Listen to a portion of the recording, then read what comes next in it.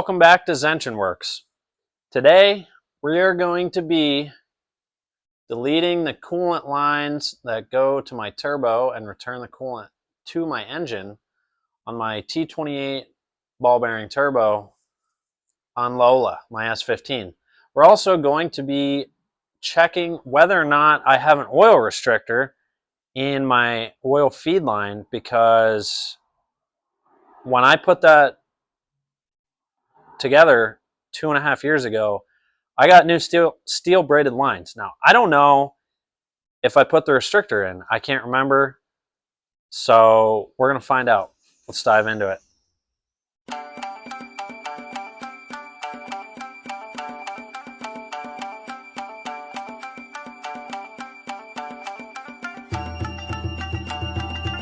Set up a little bit. A lot of this stuff has to come out to get that manifold out, because the turbo oil feed line is on the top of the turbo and I can't get to it. So what we're going to do is take everything off top side that we can. This has to move. This has to come off. The catch can line's got to come off. Charge pipe's got to come off. Intake's got to come off. And I think the boost solenoid in there has to come off as well. So let's get to it. All right, so we got the torque dampener out and the catch can lines off. Now we need to take this charge pipe off of the turbo.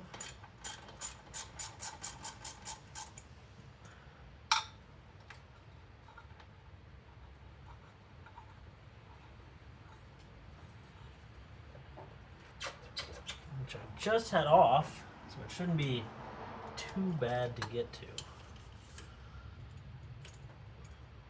Unplug this before I snag a wire. And then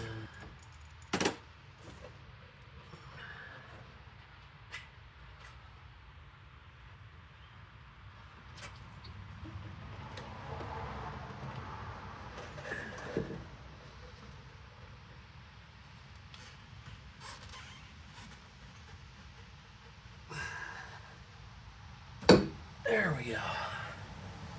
Yeah. See that? That clamp, just because of the heat cycles and everything, has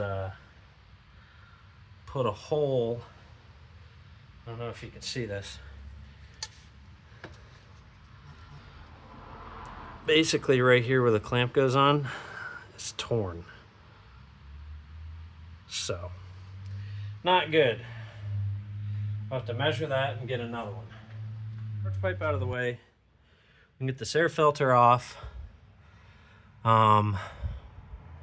There's this goes down to a neck where the air goes in through the air filter.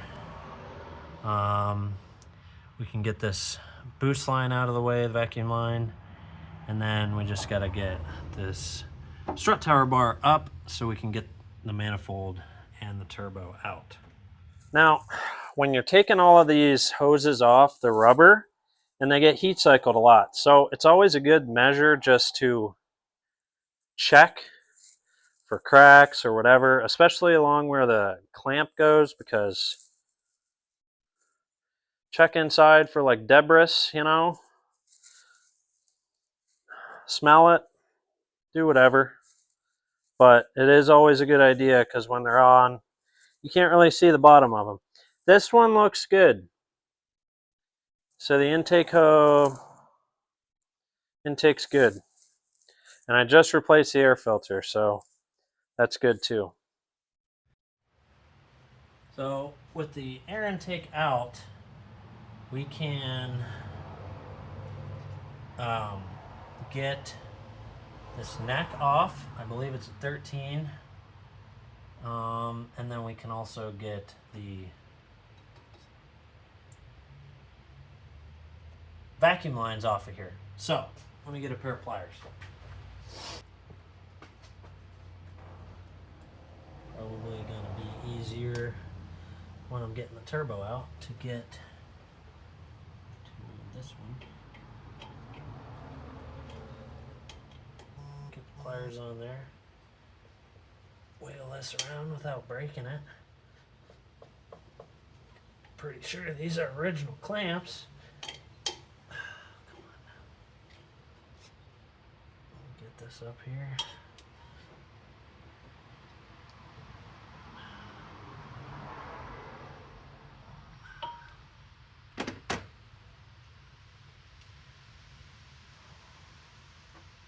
Okay, second course of action.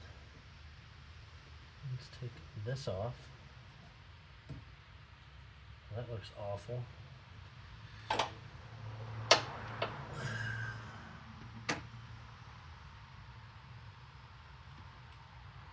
I'm going to leave that on there because I don't want to buy any vacuum hoses. But these need to be replaced at some point. Let's try and get this end off. Who knows, maybe this end will be easier.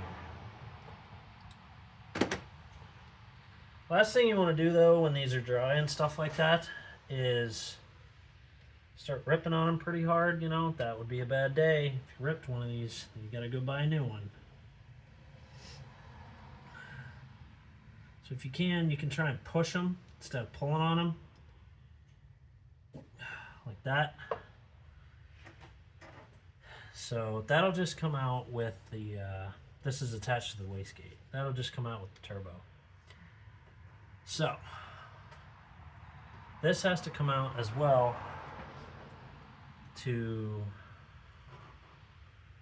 get the manifold out. This wiring is dry.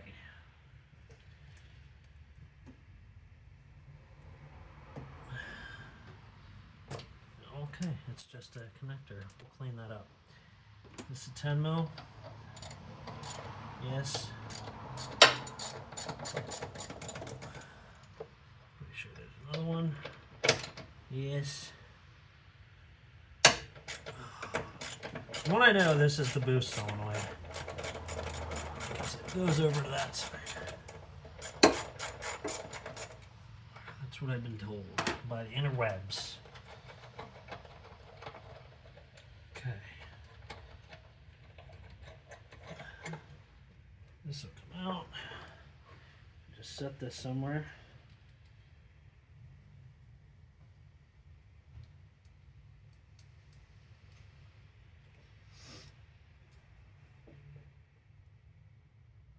Go up here on the strut tower. I like to put bolts back in where I can, excuse me, where I can, because that means I don't lose them. Now they might have to come out when we're getting that manifold out. It's kind of tricky to get it out of there, but we'll see. All right, we need a 13 mil. Well, I don't think we had to take this off last time, so let's get a 13 mil on there.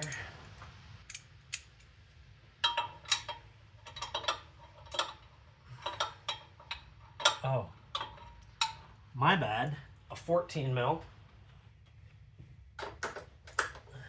And shorter would be better. Okay. Hopefully it clears the stud that's on there. Okay. Weird. Maybe I need a wrench.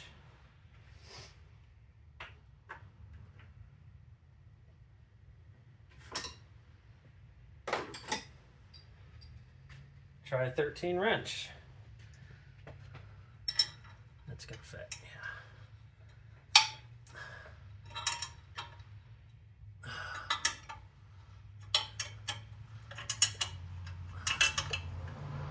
There should be another one on the bottom that is a lot more tricky to get to. Should be directly below this in a straight line.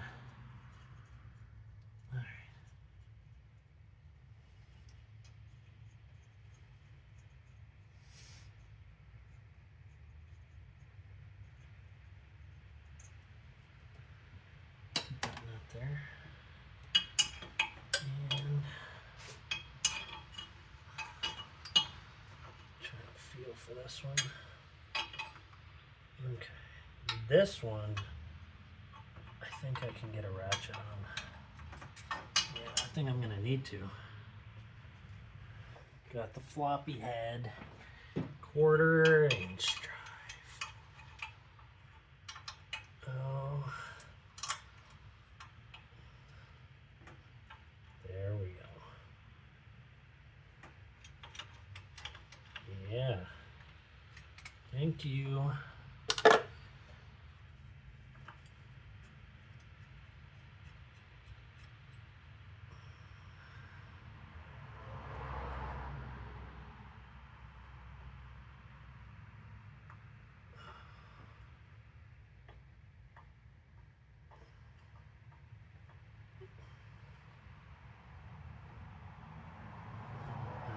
Last thing I want to do is drop this freaking nut, because God only knows where it'd probably escape into the freaking motor mount or something. I don't know.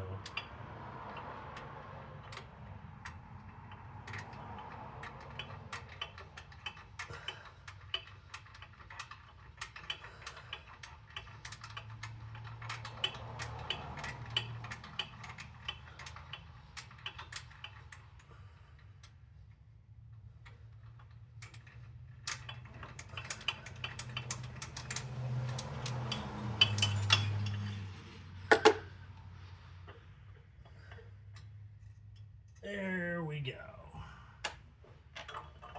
Okay. Now, the gasket did stay on, and it did not really, it's not that bad. Cool, good. Okay.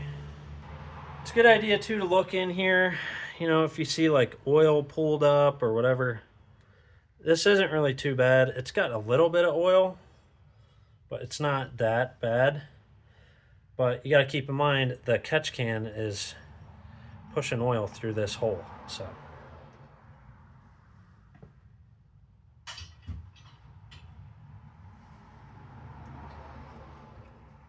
So pretty sure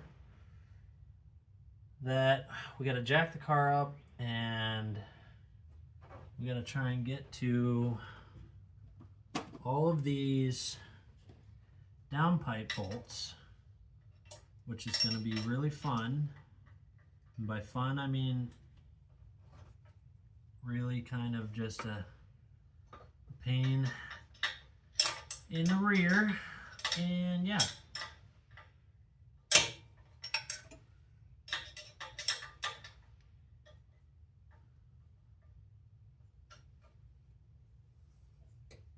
And then two, we gotta spin that oxygen sensor out of the downpipe. So far, we have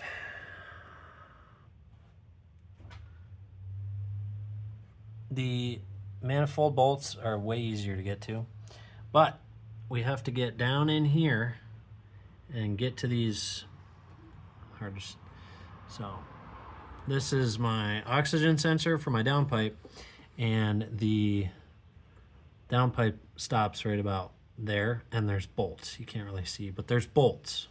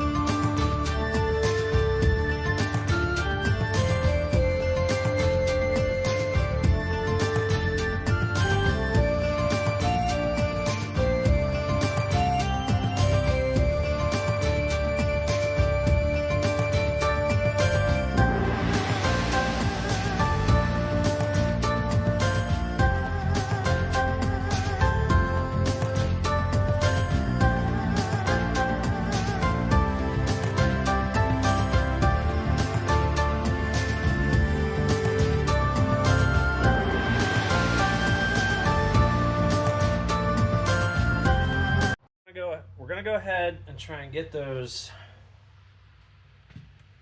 that's 13, yeah. We're gonna go ahead and try and get these downpipe bolts out. I'm gonna take this coolant hose off. Come on.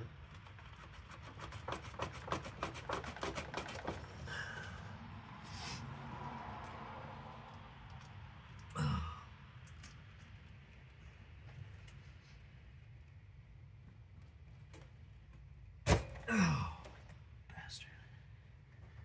Whew. This coolant hose looks fine though. It's got this heat shielding on I might replace. But yeah, it's not cracked or anything like that. So it's protected by this little metal casing. That would be probably more better if I replaced it. So we might do that, might not.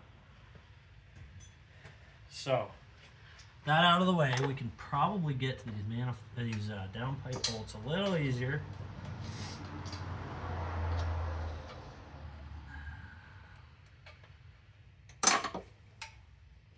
That one spinning. Nice. Okay. Okay, let's get to this one.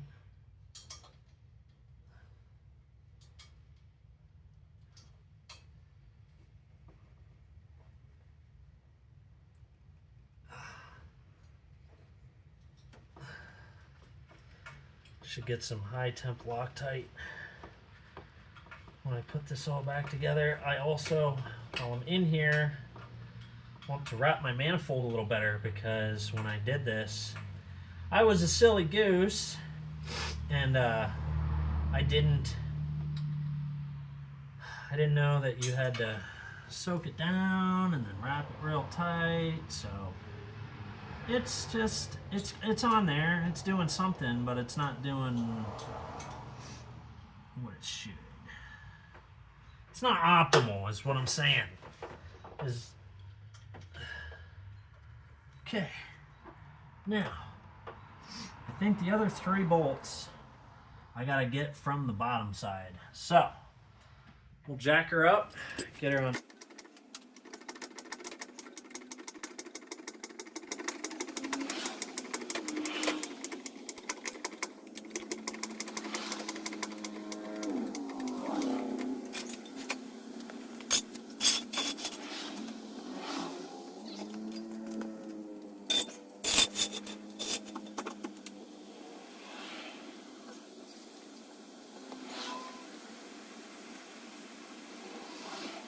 All right, get you in here to show you what's going on bottom side.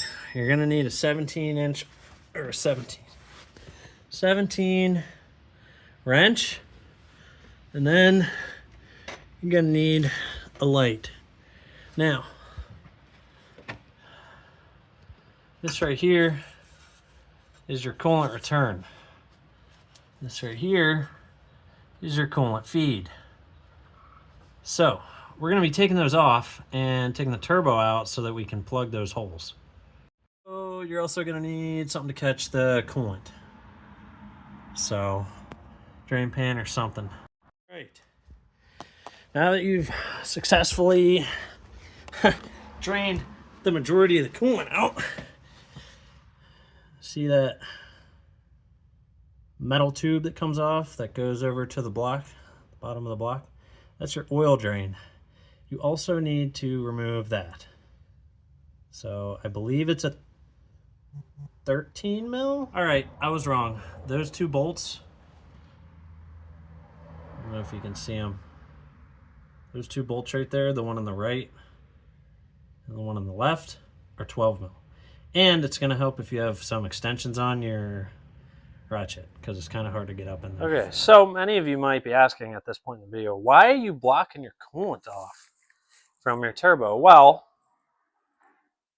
under high boost and lots of gas, this thing burns coolant. And the only spot that I think of that I think can make sense for it to be burning coolant is the turbo, because I think my coolant seals are shot. It doesn't have a head gasket leak. There's no oil in the coolant, so I'm going to try to block off the coolant passages into and out of the turbo and see if it stops drinking coolant. As you can see, I put a mark there on the coolant tank, coolant overflow, and it's down about a quarter to half an inch. So I'm going to block off the coolant going into and out of the turbo and see if it stops. And if it stops, that means the turbo is eating coolant and smoking it right out of the tailpipe. Also, there's a lot of coolant smoke coming out of the tailpipe. So we're going to get these downpipe bolts off and then get the downpipe off and then try and get to the manifold bolts. Take you under here to show you this, because there's two on the top and two underneath. Now, there's two nuts right there, and then there's a bolt right here. So there's 5 altogether, 2 on top and 3 on bottom, and they are 13 mil. If you have a ratcheting wrench, that would be better for these. You can get to the top 2 with like a swivel head 1/4 inch. So let's get these out and then disconnect the turbo, get up top and get the manifold bolts out, or nuts out. So just packing up for the day, and it's always a good idea to pack the inlets of whatever you took off. This is an outlet, but whatever. It goes to the head. You know, you don't want any debris falling in there. This is for the turbo, so you don't want anything going down in there, because that'll just blow up. Yeah, plug up everything if you're gonna hit a pausing point and go home. That's it for this episode of Zenshin Works. Don't forget to subscribe for more builds, more style, and more speed. I'll see you next week.